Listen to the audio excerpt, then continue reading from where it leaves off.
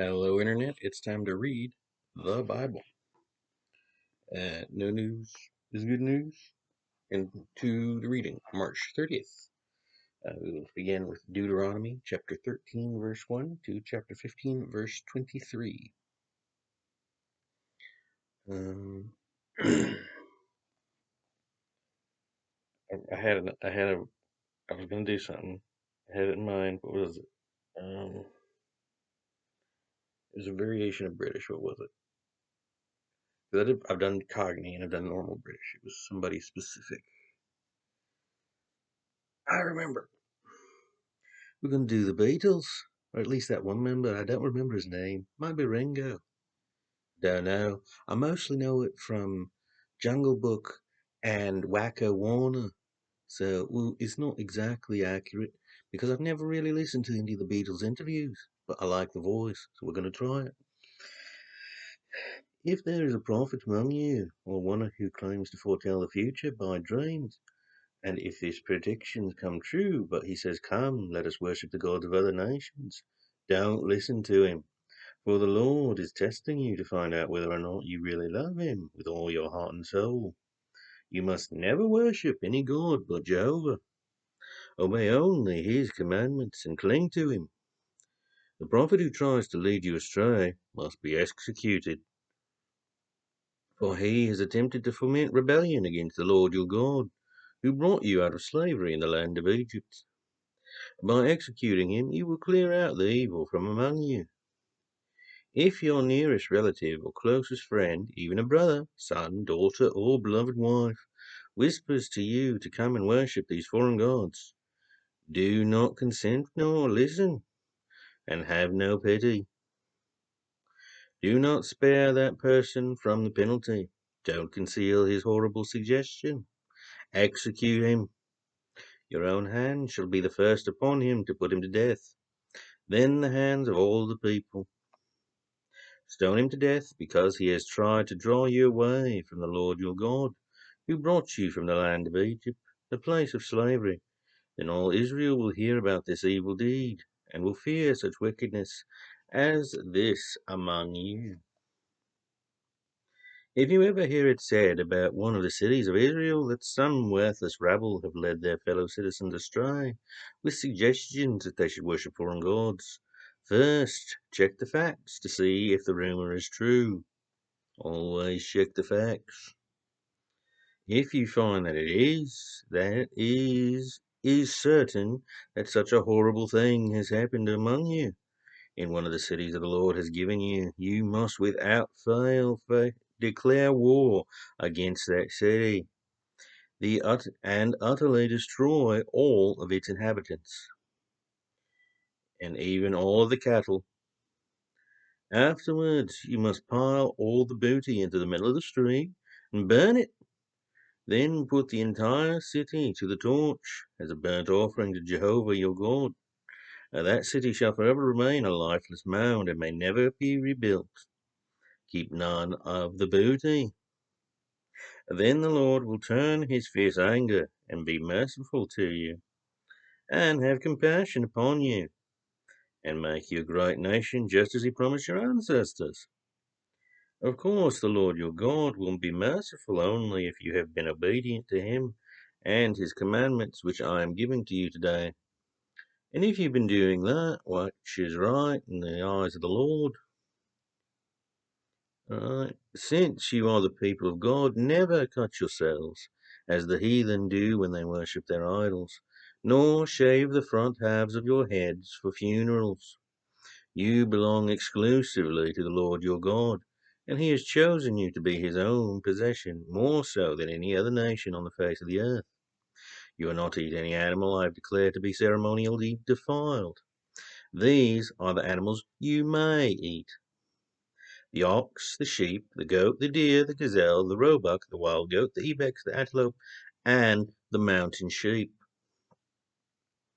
Also, any animal that has cloven hooves and chews the cud may be eaten, such as cows. But if the animal doesn't have both, it may not be eaten. So you may not eat the camel, the hare, or the coney. I don't know what a coney is. They chew the cud, but do not have cloven hooves. Pigs may not be eaten because although they have cloven hooves, they don't chew the cud. You may not even touch the dead bodies of such animals. Nasty creatures. But bacon is tasty. I'm glad we aren't bound by this old rule anymore, as said Jesus himself. Only sea animals with fins and scales may be eaten. All other kinds are ceremonially defiled. I do believe this was largely due to health reasons that the Lord made these particular rules.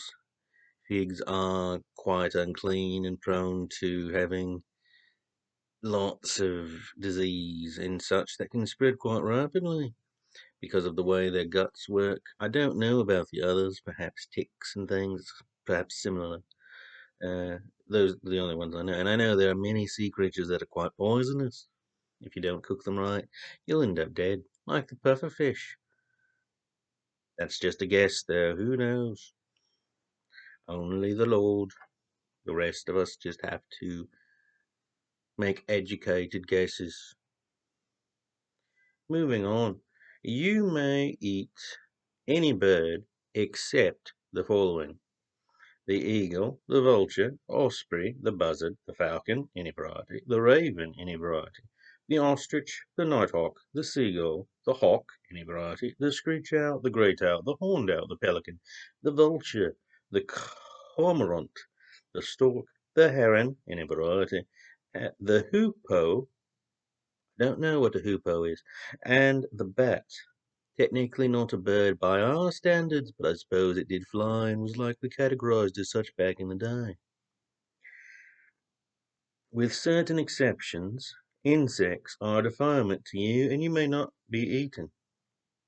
Or you may not eat them, other way around. I suppose once you're dead, and a lot of bugs are going to eat you and me.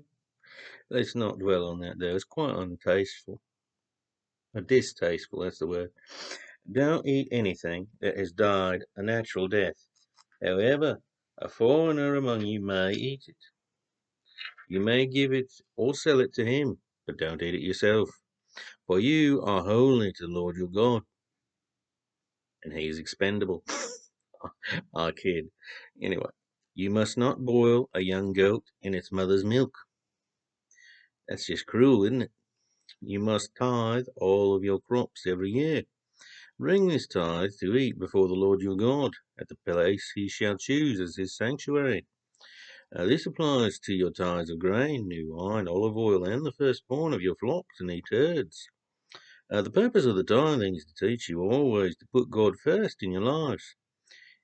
If the place the Lord chooses for his sanctuary is so far away that it isn't convenient to carry your tithes to that place, then you may sell the tithe portion of your crops and herds and take the money to the Lord's sanctuary.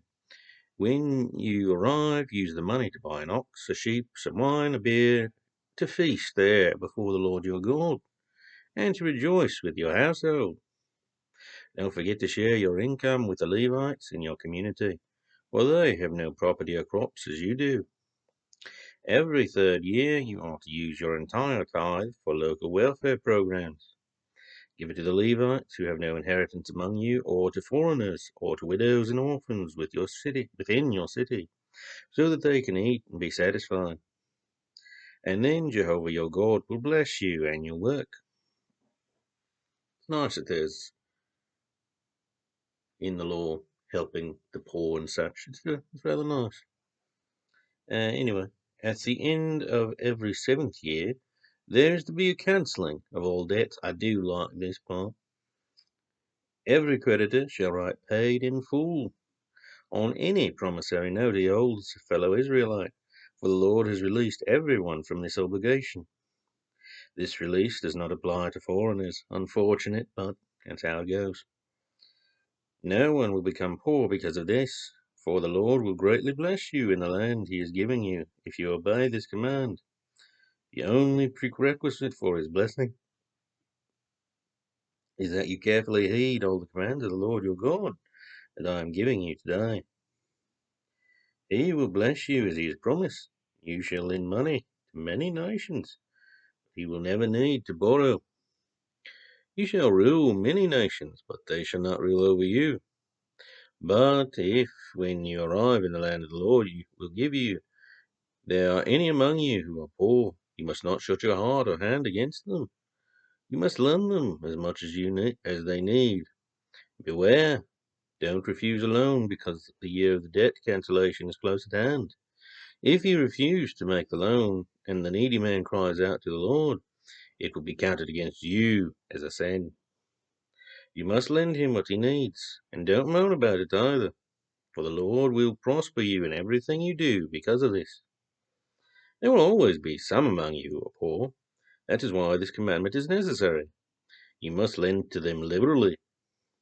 If you buy a Hebrew slave, whether a man or woman, you must free him at the end of the 6th year you have owed him, and don't send him away empty-handed. Give him a large farewell present from your flock, your olive press, and your wine press. Share with him in proportion as the Lord your God has blessed you. Remember that you were slaves in the land of Egypt, and the Lord your God rescued you. This is why I am giving you this command. But if your Hebrew slave doesn't want to leave, if he says he loves you and enjoys your pleasant home and gets along well with you, then take an awl and pierce his ear into the door, and after that he shall be your slave forever. Do the same with your women slaves. But when you free a slave, you must not feel bad, for remember that for 6 years he has cost you less than half the price of a hired hand, and the Lord your God will prosper all you do because you have released him. You shall set aside for God. I will pause here a moment because that was the slavery bit, and I always like to comment a bit on the slavery bit. I do like that. I do.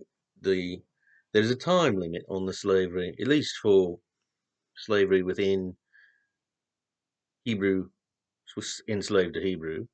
It's rather nice. You got a time limit, and then if for some reason they like being the slave, yeah, maybe they don't want to. It's hard out there, I know. If you have a roof over your head and meals, and the people who are in charge of you are pretty cool, it might be tempting. Apparently, it was. At least some people did it, or they wouldn't have even bothered here. So it's interesting to me. Uh, Nothing really to add on. I found it interesting, so I thought I'd point it out. Moving on, you'll set aside for God all the firstborn males from the flocks of your herds.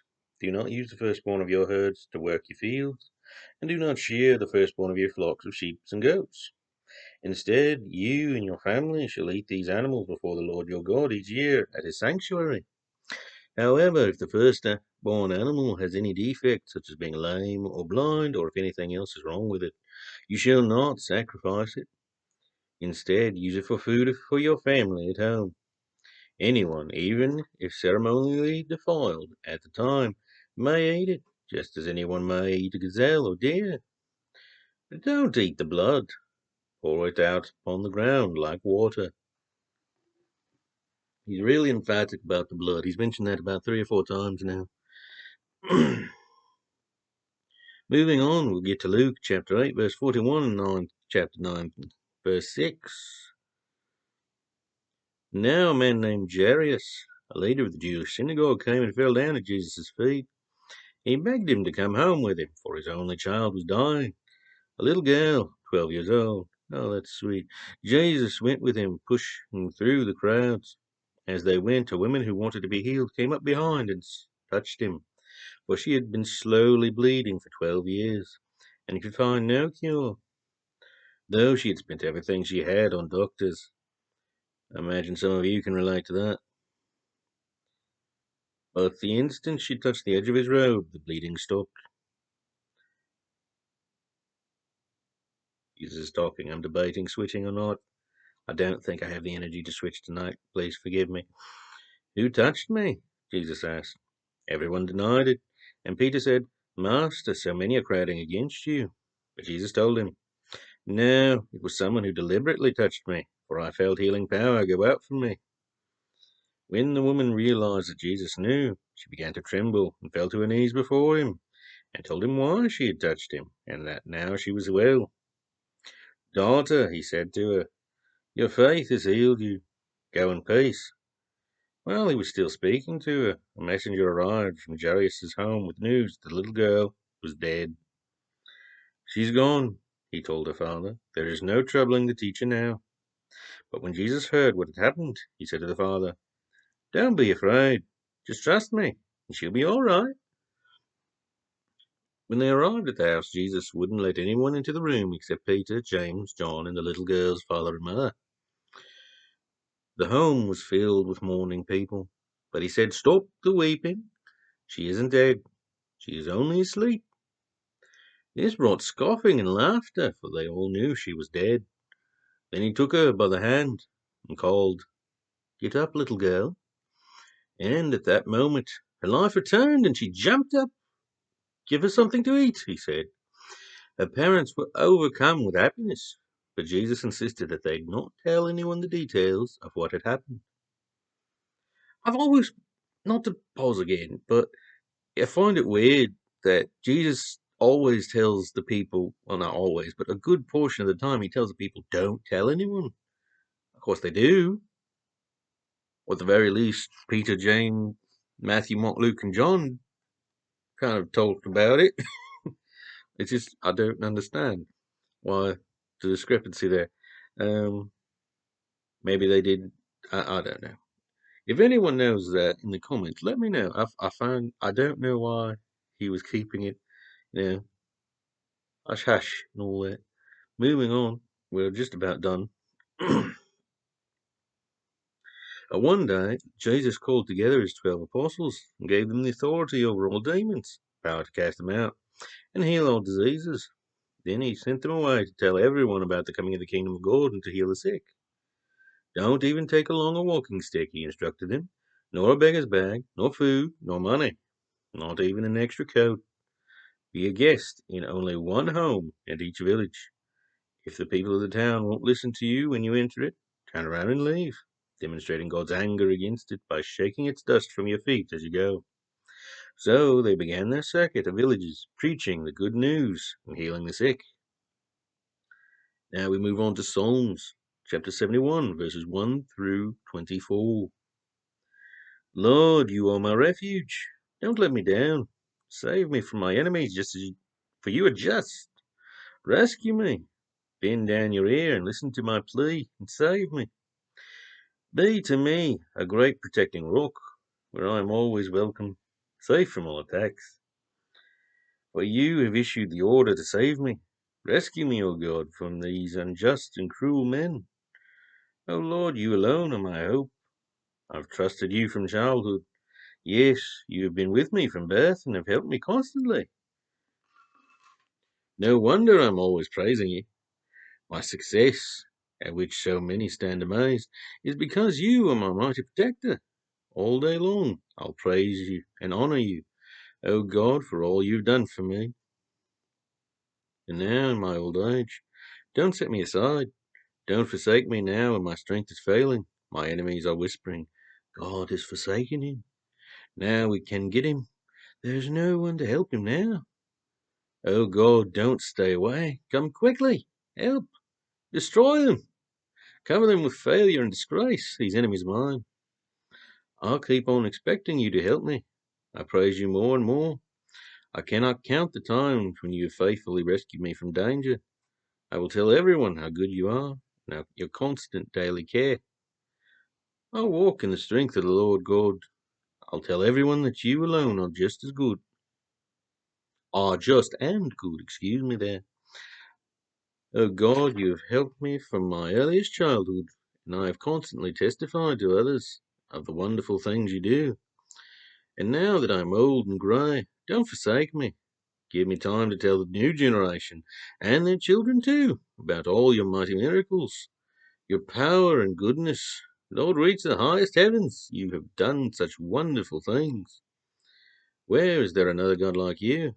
You have let me sink down deep in desperate problems, but you will bring me back to life again, up from the depths of the earth. You will give me greater honour than before, and turn again and comfort me.